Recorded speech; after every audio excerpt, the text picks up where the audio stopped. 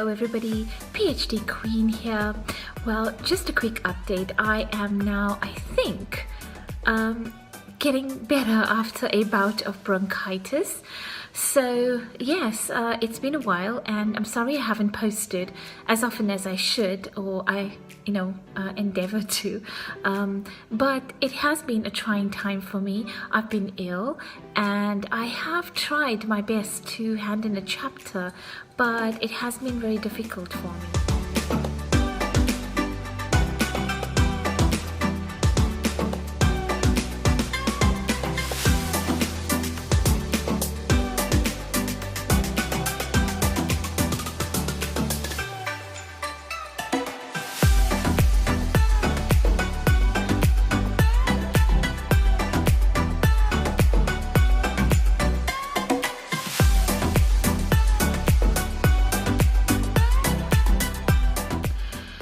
So along with not handing a chapter in when I should have handed a chapter in, I think comes a lot of guilt as a PhD student. I think that a lot of people in my situation, especially if you're doing a project as big as a PhD, you want to make sure that you're on time, and I wasn't on time, but I was ill and feeling pretty guilty for not handing it in, because I have some extremely wonderful, nurturing and caring supervisors who are very human about everything. But this is the thing that gets to me, that they are so understanding, and I'm very proud to be part of the university I belong to, which is the University of Wolverhampton.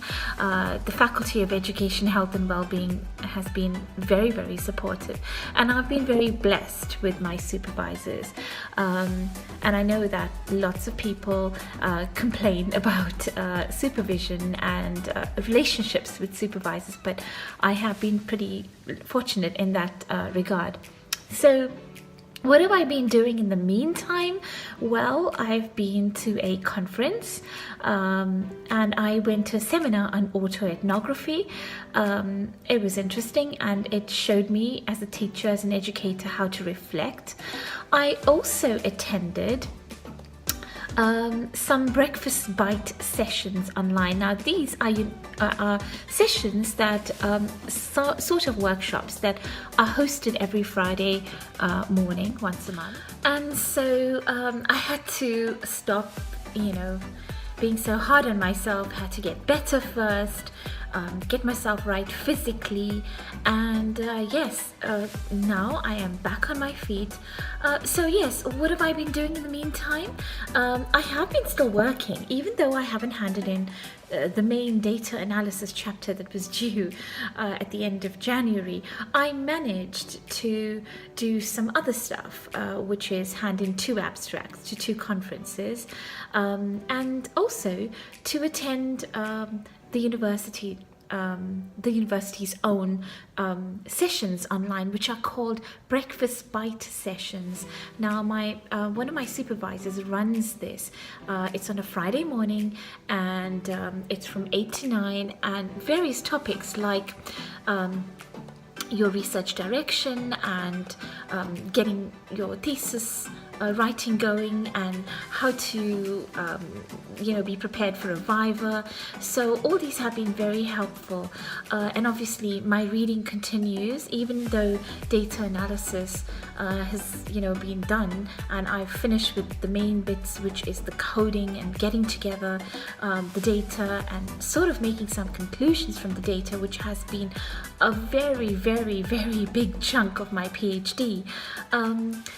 I think that when you are at this stage, PhD students still go back and read and reread, and for some reason you make changes to some things that you never thought you would make changes to, because the literature and the data that you collect are sort of linked in many ways, and you start to see how the literature review, which was a nightmare for me, I actually loathed it. I hated doing the literature review because it wasn't the reading, but it was my critical writing skills that I think was a pain. I had to, learn some critical writing skills.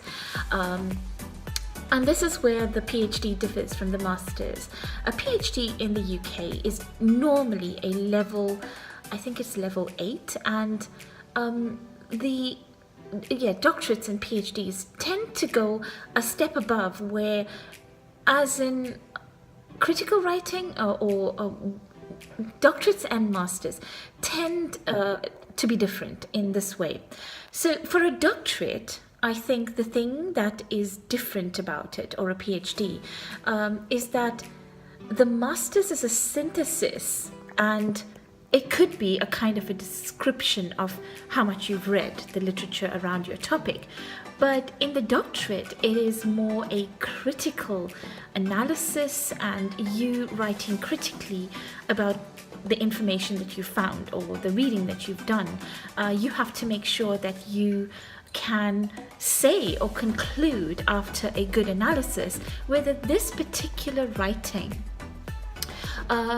is worthy and it can be trusted, or whether this particular article or book can be something that you can trust, whether the information or the conclusions being drawn are trustworthy. So it not necessarily means that everything's bad and you have to criticize everything and be totally negative about it, but it's this careful eye that I have encountered in a PhD. It's different, where your eyes are looking for the positives and the negatives, but not just that. You're looking for how sound knowledge can be, and this is why the PhD requires you to work with peer-reviewed articles, scholarly articles, and not always something you would read in the Sunday paper, or although newspapers are used in my data collection, but my primary sources of information come from peer-reviewed articles. So these articles have undergone rigorous testing or rigorous reviewing in qualitative data especially, and I think that it's important to remember this distinction when you're doing a data collection phase, or you're in this data collection phase and you're writing the data analysis, that this is the type of writing that is expected at a PhD, and it is really sort of intricate, because beyond knowing the literature, you have to have a critical eye, and you have to write critically, and that is a skill in itself. I've recently been listening to Cecile Badenhorst, who also has a YouTube channel, and she really did do some videos on thesis writing, and one of her main videos have been on critical writing and the difference between analysis, persuasion, and critical writing eventually. So yes, that is what I've been up to. I have been working, but mostly from bed, and very low key. But yes, there isn't a day that I have not done something, even if it's an admin task, sorting out your references.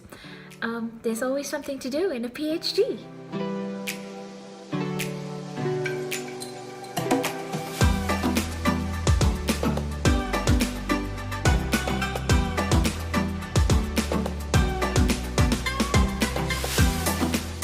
And in that time that I was ill, I attended a conference, and one of the interesting bits was autoethnography, and it did kind of tie in with the ethnography that I'm doing.